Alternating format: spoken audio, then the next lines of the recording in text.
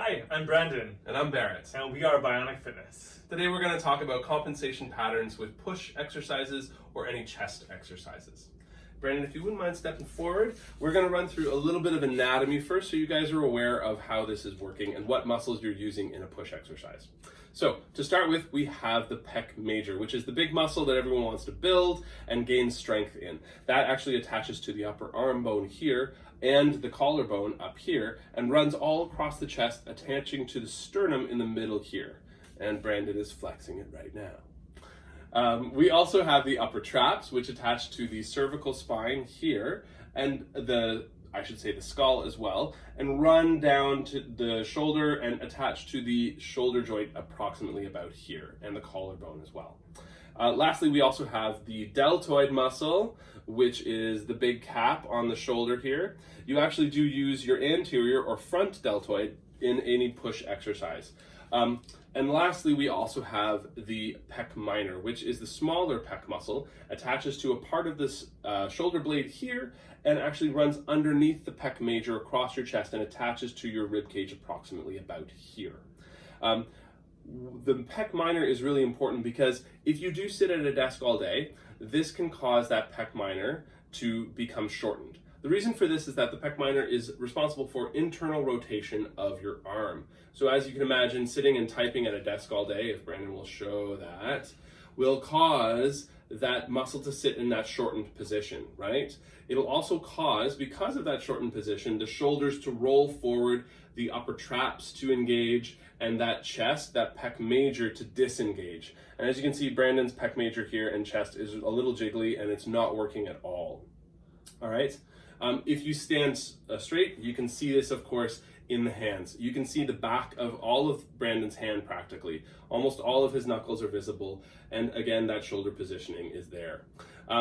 What we want to do is we want to fix this. This can actually, cause a lot of dysfunction in the shoulder. It can cause shoulder pain and it can lead to injury in the long term. And we don't want any of that. So to prevent that, we want to stretch out that chest, stretch out that pec minor. We're going to do a stretching video later, so keep your eyes out for that. We want to open that chest up. We want to use those mid-back muscles, the mid-traps and the low traps, as well as the rhomboids, to pull the shoulder blades together. And we want to use those lats, like we talked about in the lat engagement video, to secure those shoulders in place, pull them down, and hold them there nice and strong. And as you can see, Brandon's chest is nice and open, his shoulders are in place, his upper traps are not engaged at all, they're nice and loose and disengaged, and his lat is nice and firm. You can also see this in his hand too. We can only really see the first knuckle of his hand and his thumb, which is exactly what we want. His arm is in a nice neutral position at his side.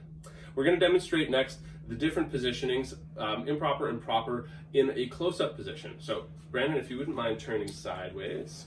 So with that, that tight-chested, tight pec minor position, shoulders dumped forward and upper traps engaged. Brandon, if you wouldn't mind doing that. As you can see, trying to do a push-up in this position is basically going to just engage those upper traps even more. It's going to engage those anterior deltoids. And in fact, those anterior deltoids are going to take over. They're going to want to do all the work, which is what you can see here too. Brandon's pec major is not engaged at all, right? It's jiggly, it's not really working, but that anterior deltoid, that is fired right up and working hard, as you can see here, right? And this is where a lot of people have problems with building their chest, is that this tight position is where they're sitting all the time, right?